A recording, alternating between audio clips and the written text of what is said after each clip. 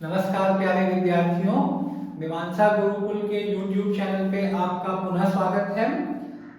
Economy की जो हमने सीरीज शुरू की है उसमें ये प्रस्तुत है आज तीसरा वीडियो। शीर्षक आप देख सकते हैं, title capitalism present, past and present. ठीक है, जो करंट इकोनॉमिक स्कूल डोमिनेंट है all over the world, all across the world, वह है कैपिटलिज्म। विशेषकर जो इकोनॉमिकली प्रॉस्परस कंट्रीज हैं, जो वेस्टर्न कंट्रीज हैं, चाहे आप यूरोप में चले जाइए, चाहे आप यूएसए में चले जाइए, या इवन रशिया जो कि कम्युनिस्ट यूएसएसआर का सक्सेसर स्टेट है, उत्तराधिकारी राज्य है, वहां पे भी अब आपको कैपिटलिज्म डोमिनेंट दिखाई पड़ेगा, प्रबल दिखाई पड़ेगा। भारत में भी हम लोग भी समाजवाद से प्रेरित थे 1990 तक, किंतु उसके बाद हमारी भी जो आर्थिक सोच है वह कैपिटलिज्म की ओर बढ़ चुकी है। इनफैक्ट कैपिटलिज्म का अर्थ क्या होता है, पहले वो हम समझने का प्रयास करते हैं। कैपिटलिज्म एक ऐसी आर्थिक विचारधारा है जो प्रॉफिट सीकिंग को सबसे अधिक महत्व देती है। भाई मैं काम करूंगा, चाहे प्रोडक्शन करूं, चाहे कुछ भी, जो भी कार्य मैं कर रहा हूं, तो उसमें मैं प्रॉफिट देखता हूं अपना। ठीक है, उसके पीछे फिर तमाम तरह की और चीजें आती हैं। उसमें आपका प्रॉपर्टी राइट आ जाएगा, उसमें आप मार्केट एक्सचेंज कैसे करते हैं, बट अभी हम उस पर नहीं जाएंगे। हम बस ये समझने की कोशिश करते हैं कि सबसे महत्वपूर्ण बात क्या है कैपिटलिज्म में, वो है प्रॉफिट सीकिंग। ठीक है, जो भी मैं एंटरप्राइज कर रहा हूँ, प्रोडक्शन कर रहा हूँ, उससे मुझे प्रॉफिट होना चाहिए। जो दूसरी विचारधाराएं हैं, आर्थिक विचारधाराएं, जैसे कि आप पहले, इसके पहले जब कैपिटलिज्म अपने फुल फॉर्म में आने के पहले कैसी विचारधारा थी, सबसिस्टेंस था। सबसिस्टेंस का अर्थ हो जाता है कि भाई मैं जो भी उत्पादन कर रहा हूँ वो मैं अपने उपभोग के लिए कर रहा हूँ, अपने कंजम्पशन के लिए कर रहा हूँ। अभी भी आप देखिए बहुत सारे छोटे किसान रहते हैं, वो उनके पास 1 हेक्टेयर 2 हेक्टेयर खेत रहेगा, उसमें वह अपने लिए अनाज उगाते हैं, अपनी आवश्यकताओं की पूर्ति के लिए, अपने परिवार की आवश्यकताओं की पूर्ति के लिए, और जो बचा कुचा अनाज रहता है उसको बाजार में बेचते हैं। उससे जो भी उनको लाभ होता है, आर्थिक संसाधन जो भी इकट्ठा कर पाते हैं, वो जो प्रतिदिन की हमारी आवश्यकताएं रहती है उसको पूरा करते हैं। मार्केट के लिए वो प्रोडक्शन नहीं कर रहे हैं, they are producing for their own consumption. ठीक है, उसके बाद फिर और भी कुछ विचारधाराएं हैं, जैसे कि फ्यूडलिज्म था। फ्यूडलिज्म में क्या होता है कि भाई किसी के पास बहुत बड़ा एस्टेट है, एस्टेट माने फ्यूडलिज्म माने इंडस्ट्रियल रिवॉल्यूशन के पहले की विचारधारा है, अभी भी बहुत जगहों पे दृष्टिगोचर होती है ये। तो फ्यूडलिज्म में क्या होता है कि मेरे पास समझ लीजिए बहुत हजारों एकड़ के खेत हैं और मैं स्वयं उसमें लोगों को लगा रहा हूँ, उनको रेंट दे रहा हूँ, उनको कुछ मजदूरी दे रहा हूँ, लेकिन पूरा जो प्रोडक्शन प्रोसेस है वह मैं कोऑर्डिनेट कर रहा हूँ, मैं प्लान कर रहा हूँ। कौन सी उपज, कौन सी फसल हमको लगानी है, कहाँ बेचना है, ये सब मैं डिसाइड कर रहा हूँ। किंतु मैं 1000 एकड़ में तो कृषि कार्य नहीं कर सकता, इसके लिए मैं मजदूरों को लगा रहा हूँ। तो मजदूरों का कोई प्रॉपर्टी राइट नहीं है। ठीक है, खेत मेरा ही रहेगा, उनसे मेरा जो संबंध रहेगा वो रहेगा कि मैं उनको मजदूरी दूंगा उसकी। ठीक है, लेकिन जो उपज होगी उस पर मेरा पूर्ण अधिकार रहेगा, खेत पे भी मेरा पूर्ण अधिकार है, उपज पे भी मेरा पूर्ण अधिकार है। तो ये हो गया फ्यूडलिज्म। फिर आता है आपका सोशलिज्म, कम्युनिज्म। इसमें जो स्टेट होता है, जैसे कि हमने पिछले वीडियो में चर्चा की थी, जो स्टेट होता है वह डिटरमाइन करता है कि कहाँ पे किस चीज का कितना प्रोडक्शन होगा और किस कीमत पे उस प्रोडक्ट को बेचा जाएगा। ठीक है, तो ये सोशलिज्म कम्युनिज्म की विचारधारा है। ठीक है, इसमें स्टेट का जो रोल होता है वह बहुत ही महत्वपूर्ण होता है। अभी इंडिया में ही आप पहले देख लीजिए, 1990 में जो आर्थिक उदारीकरण शुरू हुआ उसके पहले इंडस्ट्री लगाने के लिए बहुत सारे रेगुलेशन थे। प्राइवेट सेक्टर में इंडस्ट्री लगाने के लिए बहुत सारे रेगुलेशन थे, इसलिए आपने सुना होगा कि भारत में लाइसेंस राज था, इंस्पेक्टर राज था। यदि आपको समझ लीजिए अपना प्रोडक्शन बढ़ाना है तो आपको जाके दिल्ली में ब्यूरोक्रेट से परमिशन लेनी पड़ती थी। अगर कुछ इंपोर्ट करना है तो उसके लिए लाइसेंस लेना पड़ता था। इंपोर्ट इसके लिए आवश्यक था क्योंकि हमारे पास टेक्नोलॉजी नहीं थी, हमारे पास उच्च गुणवत्ता का सामान नहीं था। तो उसके लिए यदि किसी उद्योगपति को इंपोर्ट करना पड़े तो उसके लिए लाइसेंस लेना पड़ता था। बहुत सारे ऐसे सेक्टर्स थे इकोनॉमी के जहां पे प्राइवेट इंडस्ट्री लग ही नहीं सकती थी, वो स्मॉल सेक्टर्स को दिया था या फिर वहां पे गवर्नमेंट सेक्टर आ सकता था। किंतु अब आप देखेंगे तो चीजें एकदम बदल गई है। अब तो सरकार चाहती है भाई ज्यादा से ज्यादा प्राइवेट प्लेयर्स हैं एंड सरकार अब डिसइन्वेस्टमेंट में जा रही है। जो उसके पास संपत्तियां हैं, जो कंपनियां उसको बेच रही है। अच्छा, आप जब ये समाजवादी विचारधारा प्रबल थी तो उस समय देखिए गुड्स के शॉर्टेज थे। शॉर्टेज माने उस समय बहुत ही पॉपुलर स्कूटर हुआ करता था चेतक। तो यदि आज किसी के घर पे कन्या का जन्म होता था तो जाके वो चेतक बुक करता था।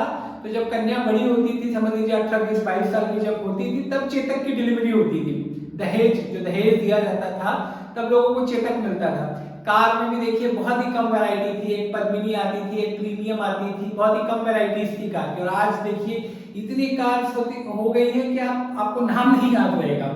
ठीक है, तो क्यों ऐसा हो रहा है? क्योंकि भाई जो उद्योगपति हैं वह प्रॉफिट चाहते हैं और इसके लिए वो एफिशिएंटली काम कर रहे हैं, चीजों को स्टडी कर रहे हैं, मार्केट बना रहे हैं, एडवर्टीजमेंट कर रहे हैं। They are dealing with so many things to increase their profit. Entrepreneurship पे देखिए बहुत आजकल चर्चा होती है।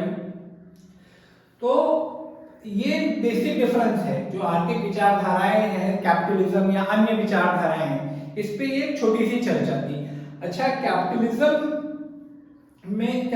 को समझने के लिए जो बहुत मैंने महती भूमिका जो निभाई एकेडमिक तौर पे वो थे एडम स्मिथ। बहुत सारे लोग इनको अर्थशास्त्र का जनक भी कहते हैं। ठीक है, इन्होंने एक पुस्तक लिखी थी an inquiry into nature and causes of wealth of nation. तो मैंने क्यों जो अलग अलग देश हैं वो उनकी आर्थिक प्रगति जो है वो अलग अलग क्यों हुई है, इस पे उन्होंने किताब लिखी थी। ये भाई एक मैग्नम ऑपस जिसे कहते हैं, जैसे गीता हो गई। भाई गीता हिंदू धर्म की बहुत ही इंपॉर्टेंट पुस्तक है, बाइबल क्रिश्चियन धर्म की बहुत ही इंपॉर्टेंट पुस्तक है। वैसे इकोनॉमी में इस पुस्तक को जो एडम स्मिथ द्वारा लिखी गई थी, इसको आप कह सकते हैं गीता मान सकते हैं आप अर्थशास्त्र की। तो इसमें उन्होंने कहा था कि जो सबसे महत्वपूर्ण तत्व है कैपिटलिज्म में, या जो उस समय जो आर्थिक विचारधारा धीरे धीरे प्रचलित हो रही थी, उसमें है डिवीजन ऑफ लेबर। ठीक है, डिवीजन ऑफ लेबर। ये जो चीज थी, अगर स्पेशलाइज्ड डिवीजन ऑफ लेबर है, मैं भी इस पे आऊंगा, स्पेशलाइज्ड डिवीजन ऑफ लेबर है तो अर्थव्यवस्था में अभूतपूर्व प्रगति वृद्धि हो सकती है। देखिए distribution of labour, division of labour क्या होता है, आप अपने ही घर में देख लीजिए। मैंने पिछले वीडियो में भी बताया था कि अपने ही घर में देखिए डिवीजन ऑफ लेबर होता है। लाइक अगर एक ट्रेडिशनल फैमिली है तो पिता का काम होता है आजीविका के साधन बनाना, नौकरी करना, व्यापार करना, जो भी करना। ठीक है, एक माता का काम होता है बच्चों के पालन पोषण में महती भूमिका निभाना, घर के जो कार्य होते हैं, विविध कार्य होते हैं, खाना बनाना, कपड़े धोना, बर्तन ये करना, साफ सफाई, बहुत सारे कार्य होते हैं। वो काम वो करते थे। जो छोटे बच्चे भी रहते हैं उनका मुख्य कार्य होता है भाई पढ़ाई लिखाई तो ठीक है, लेकिन जो घर के छोटे छोटे काम रहते हैं वह करना। ठीक है, और फिर वहां पे आप क्या कहते हैं, सप्लाई भी होती है, डिस्ट्रीब्यूशन ऑफ, आप कह सकते हैं सप्लाई ऑफ गुड्स सर्विसेज घर में भी होती है, किंतु अभी उस पर हम नहीं जाएंगे। तो डिवीजन ऑफ लेबर जो है ये बहुत ही महत्वपूर्ण कंसेप्ट है इकोनॉमिक्स में या सोशियोलॉजी में भी, यदि आप जाएंगे तो बहुत ही महत्वपूर्ण कंसेप्ट है।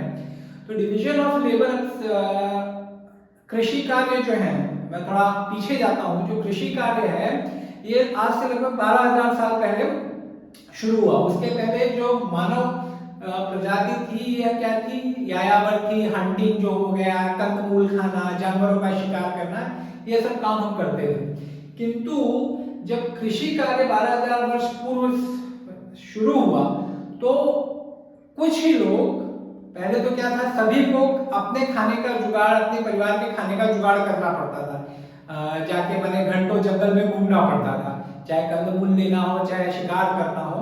किंतु जब कृषि कार्य शुरू हुआ, टेक्नोलॉजी जैसे जैसे बढ़ती गई, हल आए, बैल आए, जो भी आए, ठीक है, तो उसके कारण क्या हुआ, कुछ लोग ही इतना उत्पादन कर पा रहे थे कि एक पूरे समुदाय का जो भरण पोषण किया जा सके उतना उत्पादन वो लोग कर पा रहे थे। समझ रहे हैं आप? पहले समझ लीजिए किसी समुदाय में 100 लोग थे, सभी को जाके हंटिंग करनी पड़ती थी या कंदमूल जो भी रहते हैं उनको निकाल के खाना पड़ता था, किंतु कृषि कार्य होने के बाद केवल समझ लीजिए 3-4 किसान मिलके वह पूरे 100 लोगों का भरण पोषण कर सकते थे, इतना उत्पादन वो लोग कर सकते थे। तो उससे हुआ क्या कि 95 लोग जो है, ये एक एग्जाम्पल है, ठीक है, जो 95 लोग हैं वह अन्य कार्यों के लिए मुक्त हो गए।